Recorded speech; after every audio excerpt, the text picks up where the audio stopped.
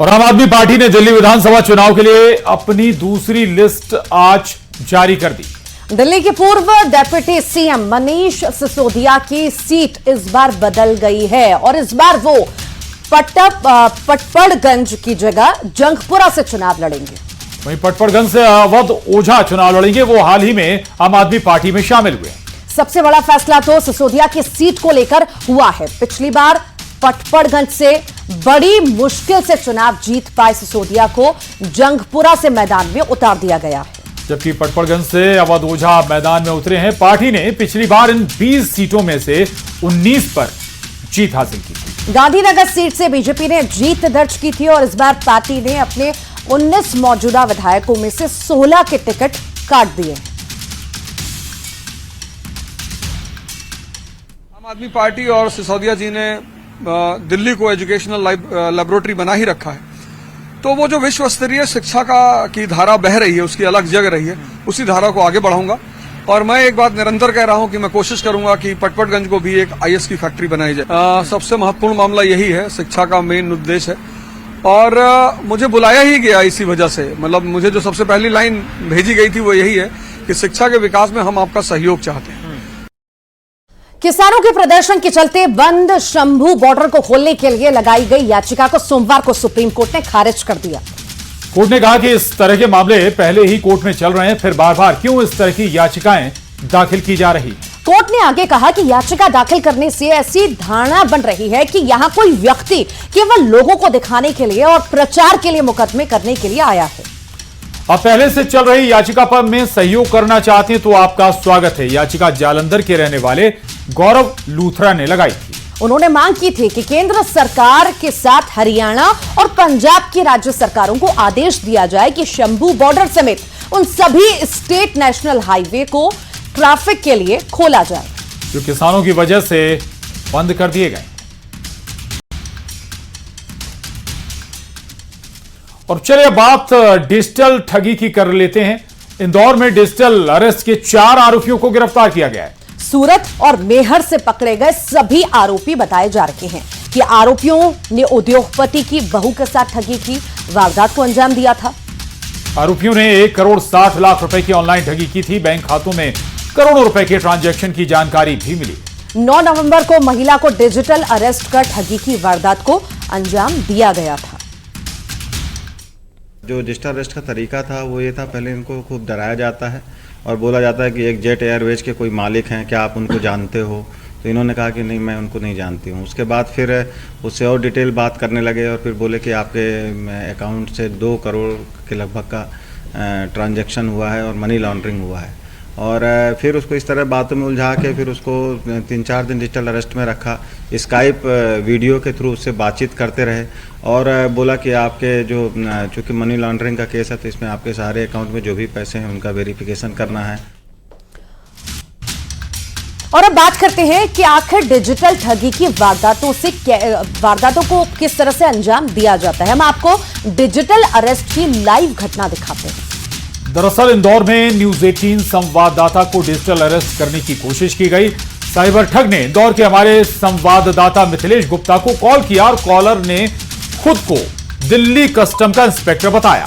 गैर कानूनी parcel book किए जाने की जानकारी देकर हमारे सहयोगी को फंसाने की कोशिश भी की गई। पूरी बात क्या है सुनिए। दिल्ली कस्टम से बात कर रहे हैं। हाँ बताइए।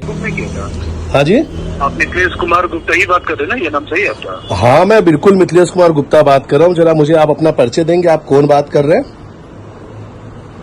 इंस्पेक्टर आशुतोष कुमार श्रीवास्तव। इंस्पेक्टर आशुतोष जी, कहाँ से बात कर रहे हैं?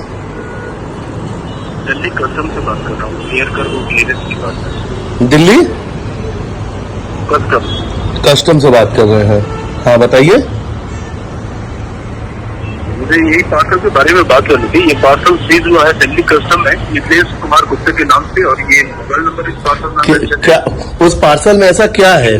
कौन पार्सल है? क्या है उस पार्सल में? ये पार्सल एक इलीगल पार्सल है। क्या हुआ है दिल्ली कस्टम में? हाँ, तो इस पार्सल में 16 passport, 88 ATM card, 4 kg cloth, आपके साथ में 150 ग्राम MDMA ड्रग्स पाया गया है, जो कि आपके नाम, नंबर और आपका आधार कार्ड से एक पार्सल बुक है। तो आपको ये इमरजेंसी कॉल की गई है, लेकिन आप कह रहे हैं कि इसके बारे में आपको जानकारी नहीं है। और मंडला से खबर है, जहां अंजनिया पुलिस ने बड़ी कार्रवाई करते हुए अंतर्राज्यीय साइबर ठग गिरोह का खुलासा कर दिया। पुलिस ने गुजरात के अहमदाबाद, गांधीनगर, राजकोट में रुककर 3 आरोपियों को गिरफ्तार किया। आरोपियों ने 16 राज्यों में बता दें कि 48 शिकायतों में लगभग 7 करोड़ से ज्यादा की ठगी की है। बहरहाल इस पूरे मामले में पुलिस ठगों से पूछताछ भी कर रही है। इसमें साइबर सेल की टीम ने इसमें जब सर्च किया तो देश भर में इस अकाउंट से रिलेटेड 16 राज्य, उत्तर भारत से लेकर दक्षिण भारत तक के, और 48 शिकायतें और लगभग 7 करोड़ रुपए का फ्रॉड इसमें निकल के आया। उसके पश्चात टीम जब गुजरात रवाना हुई और उसमें महसाणा, राजकोट, अहमदाबाद, गांधीनगर और सूरत से 3 आरोपियों को अभी तक लक्ष्मण, नीरव और इनको पकड़ा है। और इसके साथ हम लोग अभी इस पे और भी काम कर रहे हैं। संभव है कि इसमें और भी इसका जो दायरा है शिकायतों का ज्यादा निकलेगा और इसमें फ्रॉड की राशि और ज्यादा निकलेगी। और इंदौर से खबर है अब, जहां पर पूर्व मंत्री उषा ठाकुर ने डिजिटल अरेस्ट के मदरसे कनेक्शन पर बड़ा बयान दिया है। उषा ठाकुर ने कहा कि मदरसे देश विरोधी गतिविधियों में शामिल हैं, इसका खुलासा अब हो गया है। साथ ही उन्होंने कहा कि मदरसे के लोग कमीशन लेकर अकाउंट उपलब्ध करवा रहे हैं। कि राष्ट्रद्रोही गतिविधियों को हमें पहचानना होगा। जब हम बात करते हैं कि भाई मदरसे राष्ट्रद्रोहिता का प्रशिक्षण दे रहे हैं, तब हमको ये प्रश्न लगाया जाता है कि भाई ये लोग तो ऐसी इस प्रकार की बात कर रहे हैं। पर अब तो प्रमाण मिला। मुझे गर्व है हमारी पुलिस पर। सारे अधिकारियों को मैं बहुत धन्यवाद देना चाहती हूँ।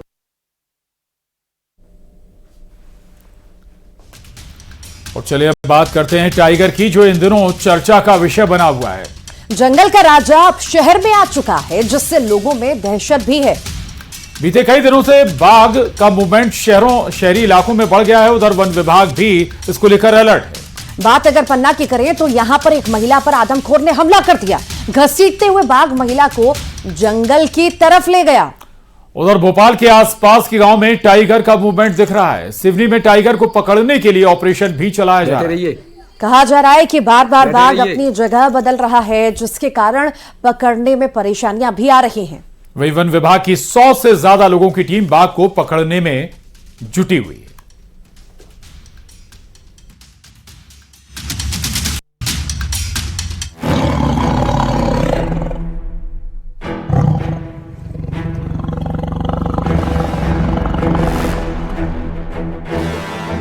शहर शहर टाइगर का टेरर। शिकार की तलाश में शिकारी। बाघ की दहशत, मुश्किल में जान। आदमखोर के डर से कब निजात। पहले जंगल में और अब शहर में बाघ की दहशत से लोग परेशान हैं। अब जंगल का राजा आदमखोर हो गया है। पन्ना के टाइगर रिजर्व में एक महिला को बाघ उठा ले गया। जिस वक्त आदमखोर ने हमला किया था, उस वक्त महिला चारा काट रही थी। अब ये दहशत राजधानी भोपाल तक पहुंच गई है। मिंडोरा गांव में टाइगर की मूवमेंट देखी गई है। 2 वयस्क बाघों को कई दिनों से देखा जा रहा है, जिसके बाद से वन विभाग अलर्ट मोड पर है। राजधानी भोपाल से सटे कलियासोत और केरवा डैम के आसपास लगातार टाइगर का मूवमेंट देखने को मिल रहा है। इस वक्त मैं केरवा डैम के पास में मौजूद हूँ। या पीछे मेरा इलाका देख रहे हैं, ये पूरा जो टाइगर मूवमेंट का इलाका, और यहाँ पर टाइगर अक्सर यहाँ पर घूमता पाया जाता है, क्योंकि ये उनका रहवासी क्षेत्र है। यही कारण है कि यहाँ पर बाकायदा बोर्ड लगाए गए हैं और लोगों से कहा है कि ये बाघ भ्रमण क्षेत्र है, इसमें जाना मना है, क्योंकि बहुत सारे लोग जो है वो घूमने यहाँ चले जाते हैं। इसके साथ ही अगर मैं आपको बताऊँ तो साफ तौर पर इस पर यह लिखा गया है कि सुबह शाम को 4 बजे से लेकर सुबह 8 बजे तक ये रास्ता जो है वो आम लोगों के लिए बंद रहेगा। सिवनी के पेंच टाइगर रिजर्व और साउथ जोन के जंगल में आदमखोर बाघ को पकड़ने के लिए वन विभाग का ऑपरेशन जारी है। बाघ को पकड़ने के लिए 100 लोगों की टीम बनाई गई है, जिसमें कान्हा टाइगर रिजर्व के विशेषज्ञ भी शामिल हैं। टाइगर जंगलों को मैन्यूवर करने में बहुत स्मार्ट होते हैं, तो इसलिए इतना आसान नहीं होता है कि उन्हें हम जंगल में जाए और उठा लें।